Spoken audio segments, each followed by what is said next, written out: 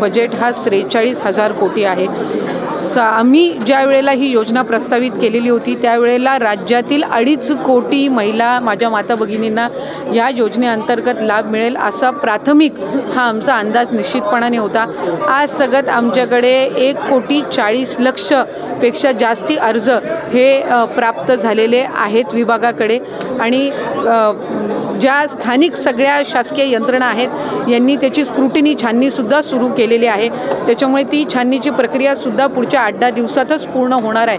कारण आम्हाला रक्षाबंधनच्या पूर्वसंध्येला पहिला जो त्या ठिकाणी लाभ आहे तो सन्मान निधी त्या माता भगिनींच्या अकाउंटला डायरेक्ट डीबीटी हा करायचा आहे। माझी आपल्या माध्यमातून राज्यातील सर्व माता भगिनींना मला आश्वासित करायचं आहे की याला लागणारी संपूर्ण तरतूद ही राज्य सरकारने केलेली आहे।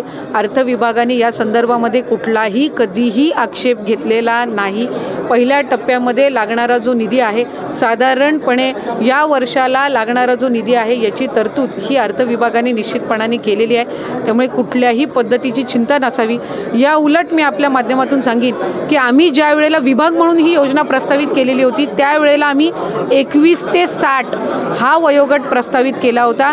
त्याच्यावर ज्या वेळेला अर्थ व नियोजन मंत्री अजितदादांकडे बैठक झाली त्यावेळेला त्यांनी हा 60 वरून 65 करावा अशा सूचना या त्यांनी दिल्या आणि 60 आणि 65 या वयोगटातील जर लाभार्थ्यांची आम्ही संख्या काढली तर ती साधारणपणे 14.5 लाख होते।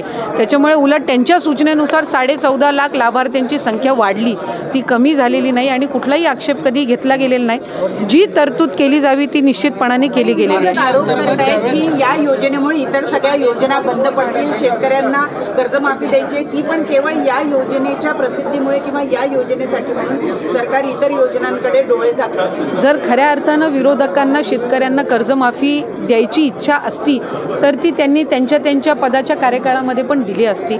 आज मुख्यमंत्री माझी लाडकी बहीण योजना असेल, आज मुख्यमंत्री अन्नपूर्णा योजना असेल, युवा प्रशिक्षण योजना असेल किंवा आज शेतकऱ्यांना जी वीज सवलत मिळणार आहे किंवा त्यांना ज्या इतर पीक विमा योजना आहे 1 रुपयामध्ये पीक विमा याला सुद्धा उदंड असा प्रतिसाद मिळत आहे। त्याच्यामुळे आत्तापर्यंत कुणीही आपण सांगावं की या योजनेमुळे आधीच्या कुठल्या योजना बंद करण्यात आलेल्या आहे असं एकही उदाहरण विरोधकांना देता येणार नाही।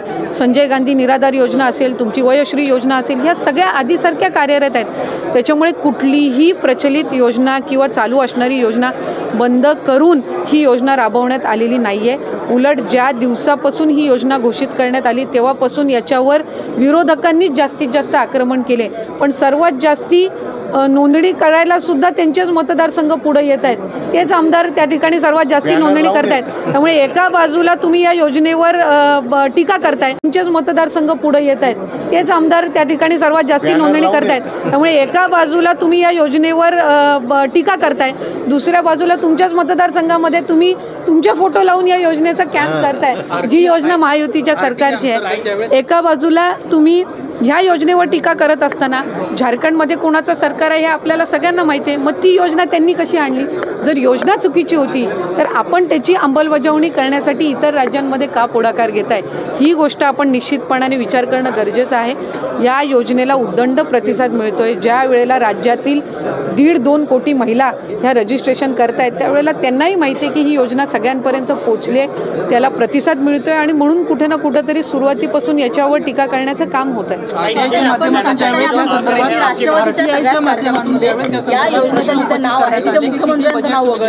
किती आतापर्यंत महिलांना याचा लाभ मिळाला आहे तर उत्तर देण्यात आली ही प्रक्रिया सुरू आहे, कुठेतरी बजेट न देताच ही योजना लागू कशी केली असं विरोधकांचं म्हणणं। माझं आपल्याला स्पष्टपणाने या ठिकाणी सांगणं आहे, माझ्यापेक्षा अनेक इथं उपस्थित असणारे तुम्ही पत्रकार आहात, जास्त अनुभवी आहात, तुम्ही अनेकदा बजेट कव्हर केलेलं आहे।